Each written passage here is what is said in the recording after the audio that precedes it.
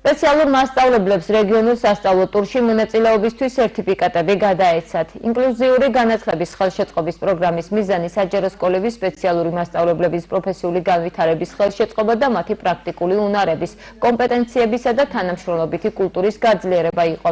ასევე მიღებული ცოდნისა და გამოცდილების სამუშაო გარემოში ეფექტიანად გამოყენება.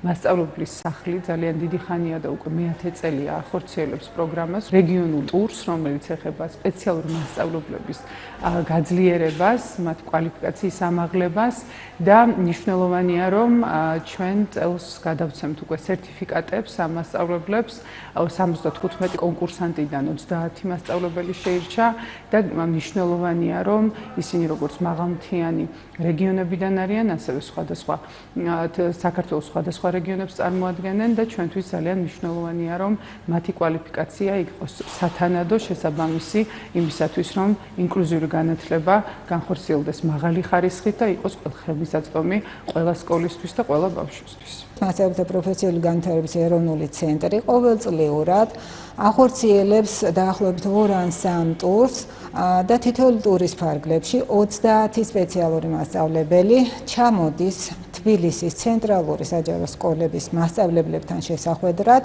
ისინი ადგილზე სარგებლობენ ცენტრის სუპერვიზორების მომსახურებით და სუპერვიზიის ქვეშ უკვე უშუალოდ ადგილზე საჯარო სკოლებში აკვირდებიან თბილისის წარმატებული სკოლების სპეციალური მასწავლებლების საქმიანობას.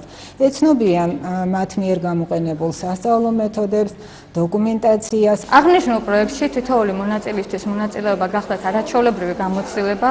ჩვენ აუცილებლად გამოვიყენებთ მიღებულ ცოდნას პრაქტიკაში, სწავლა-სწავლების პროცესის გაუმჯობესებისთვის და ინკლუზიური განათლების ხელშეწყობის მიზნით.